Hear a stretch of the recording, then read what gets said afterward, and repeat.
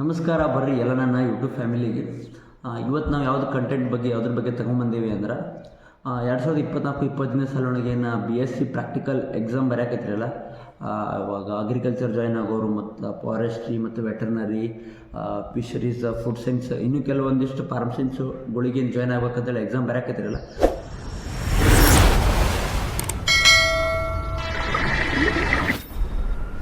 So ಅವರಿಗೆಲ್ಲ ಏನಪ್ಪ ಅಂತಂದ್ರೆ ನೀವೆಲ್ಲ ನೋಡಿರೋ ಪ್ರಕಾರ ನೀವೆಲ್ಲ ಡಾಕ್ಯುಮೆಂಟ್ ಅಪ್ಲೋಡ್ ಮಾಡಿರಿ ಈಗ ಆಲ್ರೆಡಿ. ಸೊ ಡಾಕ್ಯುಮೆಂಟ್ ಅಪ್ಲೋಡ್ ಮಾಡಿದ್ಮೇಲೆ ಈಗ ಏನಂದ್ರೆ ಎಲಿಜಿಬಲ್ ಲಿಸ್ಟ್, ನಾನ್ ಎಲಿಜಿಬಲ್ ಲಿಸ್ಟ್ ಅಂತೇಳಿ ಬಿಡ್ತಾರೆ. ಸೊ ಅದು ಬಿಟ್ಟ ಮೇಲೆ ಎಲಿಜಿಬಲ್ ಇದ್ದವರು ಅಷ್ಟೇ ಎಕ್ಸಾಮ್ ಬರೆಯೋಕೈತಿ ಮತ್ತು ನಾನ್ ಎಲಿಜಿಬಲ್ ಇದ್ದವರು ಬರೆಯೋಕ್ಕಿಲ್ಲ ಅಂತೇಳಿ ಇರ್ತೈತಿ. ಬಟ್ ನಾನ್ ಎಲಿಜಿಬಲ್ ಬಂದ್ರೆ ಏನು ಮಾಡಬೇಕು, ಎಲಿಜಿಬಲ್ ಬಂದರೆ ಏನು ಮಾಡಬೇಕು, ಹಾಲ್ ಟಿಕೆಟ್ ಯಾವಾಗ ಬರ್ತೈತೆ ಅದ್ರ ಬಗ್ಗೆ ಎಲ್ಲ ಒಂದು ಸಂಪೂರ್ಣ ಮಾಹಿತಿ ಒಂದು ವಿಡಿಯೋ ಒಳಗೆ ತಿಳಿಸ್ಕೊಡ್ತೀನಿ.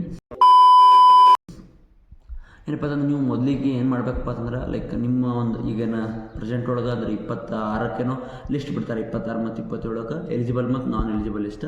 ಸೊ ಅದು ನೀವು KE ವೆಬ್ಸೈಟ್ ಒಳಗೆ ಹೋಗಿ ಅದು ಬಿಟ್ಟಿರ್ತಾರೆ. ಸೊ ಅಲ್ಲಿ ಹೋಗಿ ಡೌನ್ಲೋಡ್ ಮಾಡ್ಕೊಂಡು ನೋಡ್ಬೇಕು. ನಮ್ಮ ಒಂದು ರಿಜಿಸ್ಟ್ರೇಷನ್ ನಂಬರಿಗೆ ಬಂದಿರ್ತೈತಿ, ನಮ್ಮದು ಎಲಿಜಿಬಲ್ ಆಯಿತು ಇಲ್ಲ ನಾನ್ ಎಲಿಜಿಬಲ್ ಆಯಿತು. ಎಲಿಜಿಬಲ್ ಇದ್ದರೆ ಓಕೆ, ಏನೂ ಪ್ರಾಬ್ಲಮ್ ಇಲ್ಲ, ಮುಂದೆ ಡೈರೆಕ್ಟ್ ಹಾಲ್ ಟಿಕೆಟ್ ಡೌನ್ಲೋಡ್ ಮಾಡ್ಕೊಂಡು ಎಕ್ಸಾಮಿಗೆ ಹೋಗಬೇಕು. ಅಕಸ್ಮಾತ್ ಏನಂದರೆ ನಮ್ಮದು ಎಲಿಜಿಬಲ್ ಇರಲಿಲ್ಲ, ನಾನ್ ಎಲಿಜಿಬಲ್ ಲಿಸ್ಟ್ ಒಳಗೆ ನಮ್ಮ ಹೆಸರಿತ್ತು, ನಮ್ಮ ರಿಜಿಸ್ಟ್ರೇಷನ್ ನಂಬರ್ ಇತ್ತು ಅಂದ್ರೆ ಸೊ ನಾವೇನೂ ಇಲ್ಲ, ಡೈರೆಕ್ಟಾಗಿ ಏನು ಮಾಡಬೇಕಪ್ಪ ಅಂತಂದ್ರೆ ನಾವೇನೇನು ಅಪ್ಲೋಡ್ ಮಾಡಿರ್ತೀವಲ್ಲ ಡಾಕ್ಯುಮೆಂಟ್ಸ್, ಅಂದ್ರೆ ವ್ಯವಸಾಯಗಾರ ದೃಢೀಕರಣ ಪತ್ರ ಆಗಿರ್ಬೋದು, ಕಾಸ್ಟ್ ಇನ್ಕಮ್ ಆಗಿರ್ಬೋದು. ಸೊ ಅಲ್ಲಿ ಕೊಟ್ಟಿರ್ತಾರೆ ಯಾವುದರಿಂದ ತಪ್ಪಾಗೈತಿ, ನಮ್ಮದು ಯಾವುದೋ ಒಂದು ಡಾಕ್ಯುಮೆಂಟ್ ಕರೆಕ್ಟ್ ಆಗಿರೋದಿಲ್ಲ. ಸೊ ಅದಕ್ಕೆ ಕ್ಯಾನ್ಸಲ್ ಆಗಿರ್ತೈತಿ, ಎಲಿಜಿಬಲ್ ಲಿಸ್ಟ್ ಒಳಗೆ ಕುಂತಿರೋದಿಲ್ಲ. ಅದಕ್ಕೆ ನಾವೊಂದು ಆ ಡಾಕ್ಯುಮೆಂಟನ್ನು ತೊಗೊಂಡು ನಾವು ಒಂದು ಏನು ಹಾಕಿರ್ತೀವಲ್ಲ ಸೆಂಟರ್, ಅಂದರೆ ಯಾವ ಒಂದು ಕ್ಯಾಂಪಸ್ ಒಳಗೆ ಹೋಗಿ ನಾವು ಎಕ್ಸಾಮ್ ಬರಿತೀವಿ ಅಂತ ಹಾಕಿರ್ತೀವಲ್ಲ, ಸೊ ಆ ಒಂದು ಕ್ಯಾಂಪಸ್ಸಿಗೆ ಹೋಗ್ಬೇಕು. ಎಲ್ಲ ಒಂದು ಡಾಕ್ಯುಮೆಂಟ್ ತೊಗೊಂಡು ಅದ್ರ ಜೆರಾಕ್ಸ್ ತೊಗೊಂಡು ಆಮೇಲೆ ಅಲ್ಲಿ ಲೆಟ್ರ್ ಬರೆದು ಕೊಡಬೇಕು. ಅಲ್ಲಿನ ಒಂದು ಯಾರು ಹೆಡ್ ಇರ್ತಾರಲ್ಲ, ಸೊ ಅವ್ರಿಗೆ ಬರೀಬೇಕು ಅಂದರೆ ನಮ್ಮದು ಈ ಒಂದು ಡಾಕ್ಯುಮೆಂಟ್ ಇನ್ನೂ ಬಂದಿರಲಿಲ್ಲ, ಅದಕ್ಕೆ ನಾವು ಒಂದು ಸ್ವಲ್ಪ ರಿಜಿಸ್ಟ್ರೇಷನ್ ನಂಬರ್ ಹಾಕಿದ್ದೆ, ಅದು ತಪ್ಪಾಗಿತ್ತು. ಇವಾಗ ನಂದೆಲ್ಲ ಒಂದು ಅಪ್ಲೈ ಮಾಡಿ ಫಾರ್ಮ್ ಎಲ್ಲ ಬಂದೈತಿ, ನನ್ನ ಡಾಕ್ಯುಮೆಂಟ್ ಬಂದೈತಿ. ಸೊ ನಾವು ಒಂದು ಕಾಪಿ ಇಲ್ಲಿ ಕೊಡಾಕತ್ತೀನಿ, ಇದು ನಂದೆಲ್ಲ ಡಾಕ್ಯುಮೆಂಟ್ ಕರೆಕ್ಟ್ ಅದಾವು, ಸೊ ನನಗೆ ಎಕ್ಸಾಮ್ ಬರೆಯೋಕೆ ಅಲೋ ಮಾಡಿಕೊಡ್ರಿ ಅಂತ ಹೇಳಕ್ಕೆ ನಾವು ಬರೆದ್ವಿ ಅಂದ್ರೆ ಸೊ ಅಲ್ಲಿ ಅವರು ಹೆಲ್ಪ್ ಅಂದ್ರೇನು ಆ ಒಂದು ಕ್ಯಾಂಪಸ್ ನಿಮ್ದು ಇವಾಗ ಫಾರ್ ಎಕ್ಸಾಂಪಲ್ ಧಾರವಾಡ ಯೂನಿವರ್ಸಿಟಿ ಹಾಕಿದ್ದೀನಿ ಅಂದ್ರೆ ನೀವು ಆ ಯೂನಿವರ್ಸಿಟಿಗೆ ಹೋಗಿ ಅಲ್ಲೇನ ಒಂದು ಹೆಡ್ಡಿಗೆಲ್ಲ ಬರೆದು ಲೈಕ್ ಹಿಂಗೆಲ್ಲ ಆಗಿತ್ತು, ನಾವೆಲ್ಲ ಕರೆಕ್ಟಾಗಿ ಹಿಂಗೆಲ್ಲ ಇದು ಮಾಡೀನಿ, ಡಾಕ್ಯುಮೆಂಟ್ ಎಲ್ಲ ಕರೆಕ್ಟ್ ಅದಾವು. ಸೊ ನೀವು ಒಂದು ಸಲ ಕ್ರಾಸ್ ಚೆಕ್ ಮಾಡ್ಕೋರಿ ಅಂತೇಳಿ ನೀವು ಡಾಕ್ಯುಮೆಂಟ್ ಎಲ್ಲ ಕೊಟ್ಟ ಮೇಲೆ ಲೆಟರ್ ಬರೆದು ಕೊಟ್ರಿ ಅಂದ್ರೆ ಸೊ ಅವ್ರು ಅದನ್ನು ತೊಗೊಂಡು ಆಮೇಲೆ ಒಂದು ಮತ್ತೊಂದು ಲಿಸ್ಟ್ ಬಿಡ್ತಾರೆ, ಎಲಿಜಿಬಲ್ ಲಿಸ್ಟ್ ಅಂತೇಳಿ. ಸೊ ಅದ್ರಾಗ ನಿಮ್ಮ ಹೆಸರು ಖಂಡಿತವಾಗಿ ಬಂದಿರ್ತದೆ. ಇನ್ನೊಂದು ಏನಪ್ಪ ಅಂದ್ರೆ ನೀವೇನಾದರೂ ಬೆಸ್ಟ್ ಕೋಚಿಂಗ್ ಏನಾದರೂ ಹುಡ್ಕತ್ತಿದ್ರಿ ಅಂದ್ರೆ ತ್ರಿಶೂಲಂ ನ್ಯಾಷನಲ್ ಅಂತೇಳಿ ಒಂದು ಅಗ್ರಿ ವೆರಿಫೈಡ್ ಅವರು ಒಂದು ಎಕ್ಸ್ಪೀರಿಯನ್ಸ್ ಇದ್ದವರು. ಸೊ ಅವರು ವಿದ್ಯಾರ್ಥಿಗಳಿಗೋಸ್ಕರ ಅತಿ ಕಡಿಮೆ ಅಂದರೆ ಕಡಿಮೆ ಬೆಲೆ ಒಳಗೆ ನಿಮ್ಮೆಲ್ಲರಿಗೂ ದೊರಕುವಂಥ ಒಂದು ಕ್ಲಾಸಸ್ ನಡ್ಸಕತ್ತಾರ. ಮೀನ್ಸ್ ಲೈಕ್ ಆನ್ಲೈನ್ ಒಳಗೆ ಯೂಟ್ಯೂಬ್ ಸಬ್ಸ್ಕ್ರಿಪ್ಷನ್ ಥ್ರೂ ಇದು ಮಾಡಕತ್ತಾರ. ಓನ್ಲಿ 499. ಎಲ್ಲ ಕಡೆ ನೀವು ನೋಡಿರ್ಬೋದು 5,000 6,000 ಹಿಂಗೆಲ್ಲ ಐತಿ. ಬಟ್ ನೀವು ಮನ್ಯಾಗ ಕುಂತ ಅಗ್ರಿಕಲ್ಚರ್ ಬಗ್ಗೆ ಸ್ಟಡಿ ಮಾಡ್ಬೋದು, ಮೀನ್ಸ್ ಪ್ರಾಕ್ಟಿಕಲ್ ಎಕ್ಸಾಮಿಗೆ ಪ್ರಿಪೇರ್ ಆಗ್ಬೋದು, ಆ ಥರ ಎಲ್ಲ ಐತಿ.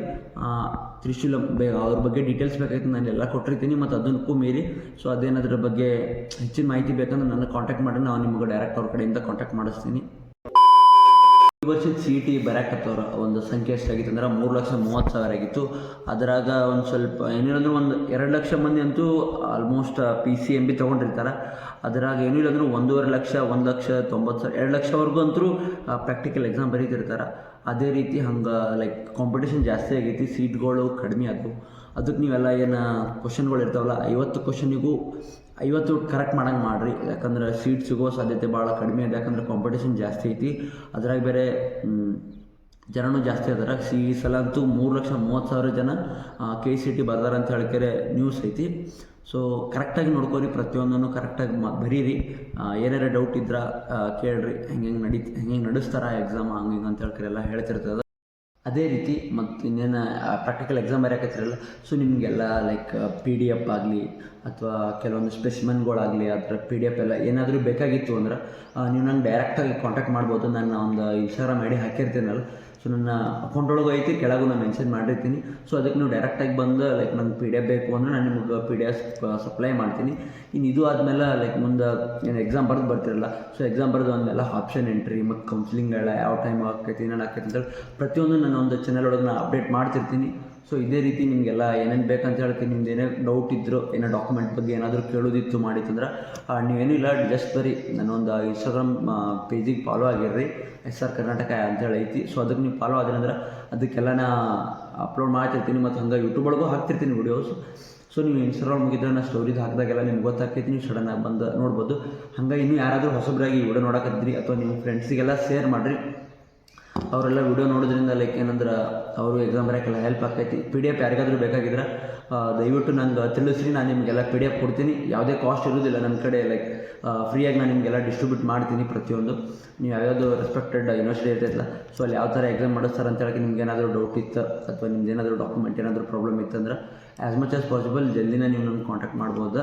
ನನ್ನ ಒಂದು ಇದರಿಂದ ನಾನು ಅವೈಲೇಬಲ್ ಇರ್ತೀನಿ. ಸೊ ವಿಡಿಯೋ ಹಾಗೆ ನಿಮ್ಮ ದೋಸ್ತರಿಗೆಲ್ಲ ಶೇರ್ ಮಾಡಿರಿ, ಅವರು ಒಂದು ಚೆನ್ನಾಗಿರೋ ಕಾಲೇಜ್ ಸಿಗಲಿ, ನೀವು ಒಂದು ಒಳ್ಳೆ ಕಾಲೇಜಿಗೆ ಹೋಗ್ರಿ. ಪಾಮ್ ಸೈನ್ಸ್ ಭಾಳ ಈಜಿ ಅಂತ ಇರ್ತೈತಿ. ಮತ್ತು ಅದು ಬಿಟ್ಟು ಬೇರೆ ಬೇರೆ ಕೋರ್ಸ್ಗಳಿಗೆಲ್ಲ ಜಾಯ್ನ್ ಆಗೋರು ಸಹ ಅವ್ರ ಡೌಟ್ ಇದ್ರೆ ಕೇಳ್ಬೋದು.